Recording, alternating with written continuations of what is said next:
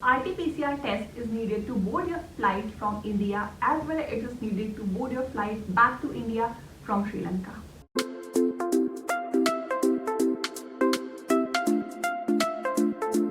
Hi guys!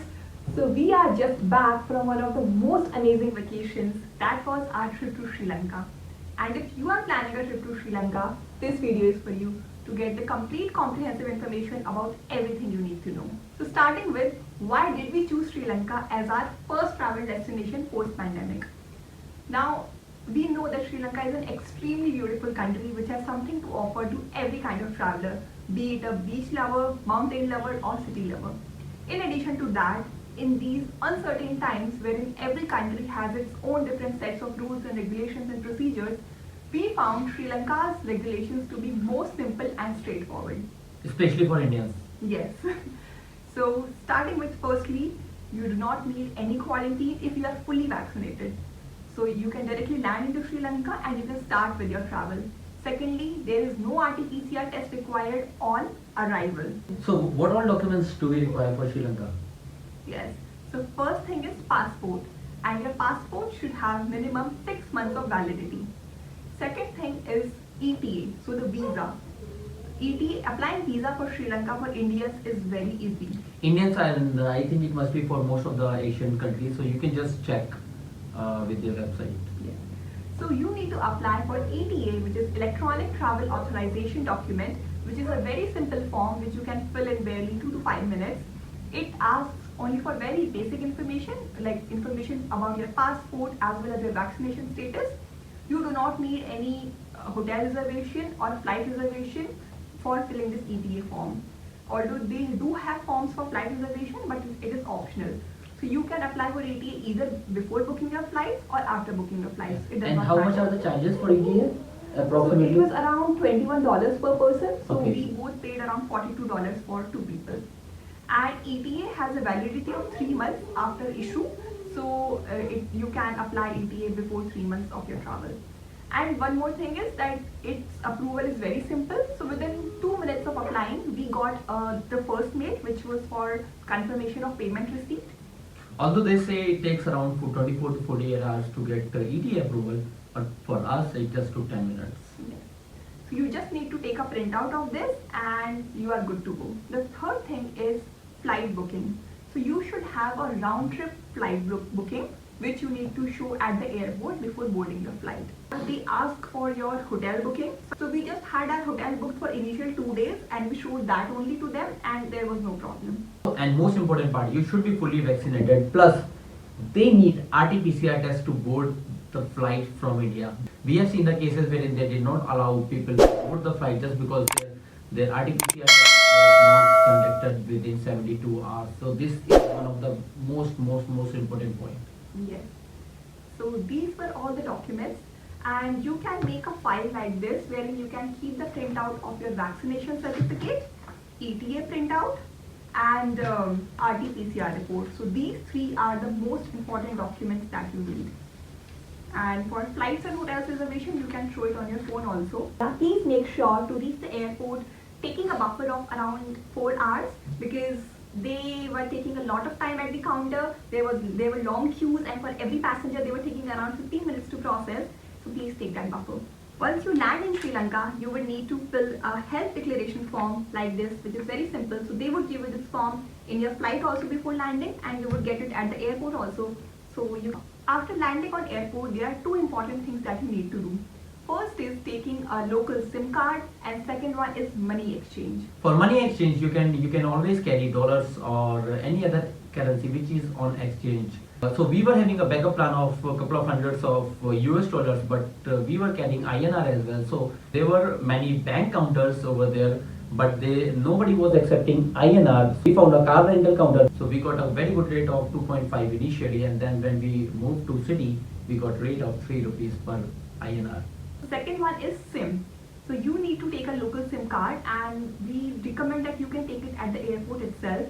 So there are different providers. First is Dialog, which is very popular, or I should say the most popular provider in Sri Lanka. Second one is SLB, which is Sri Lankan Telecom, and third one is Airtel. So we had heard recommendations from different people to go with Dialog, which is the best one.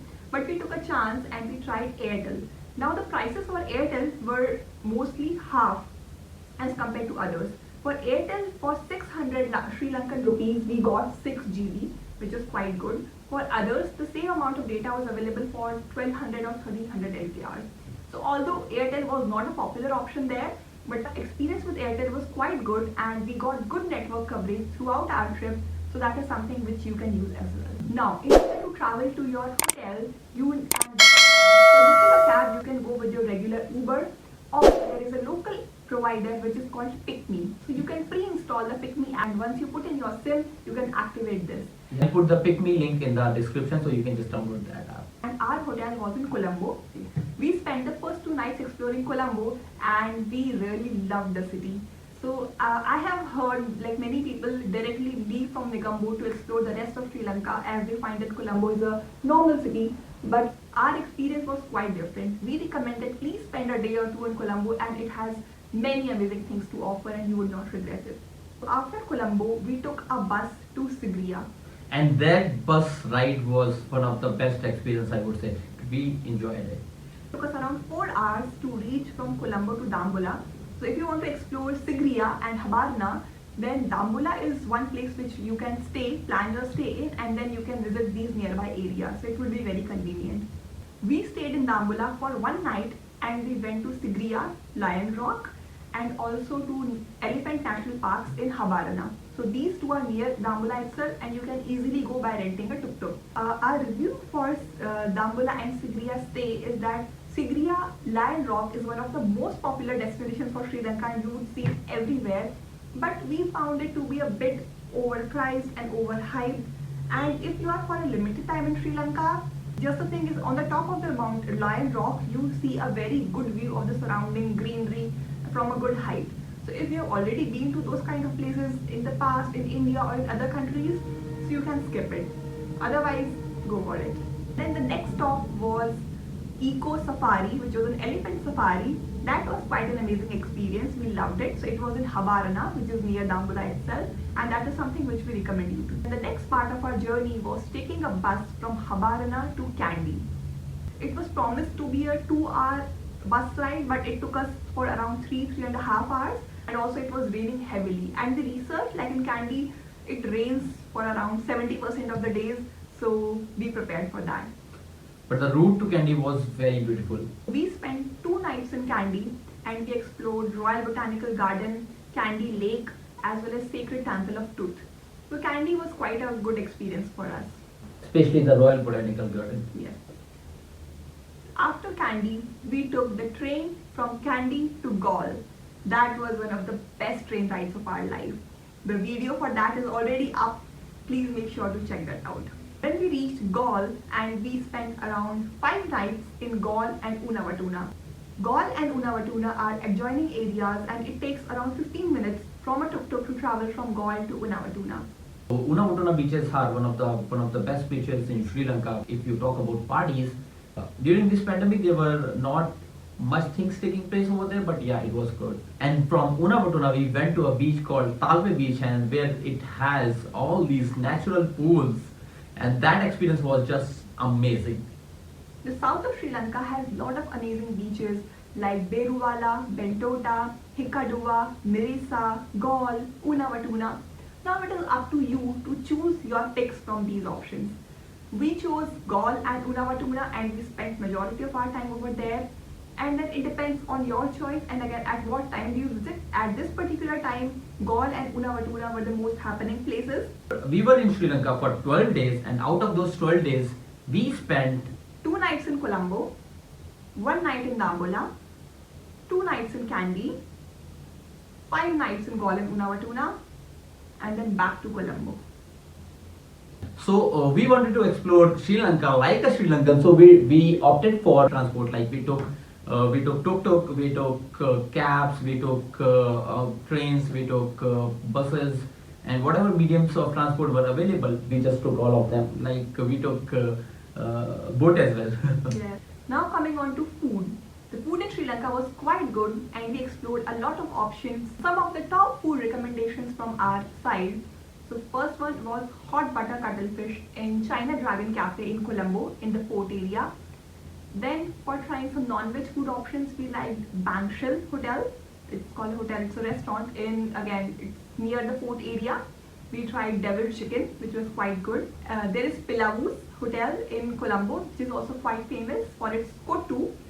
And we also found a better kottu at Candy in the Lighthouse restaurant. Then in Gaul, you can try Punto Cafe and Paddler's Inn and Cafe. Both of them were amazing.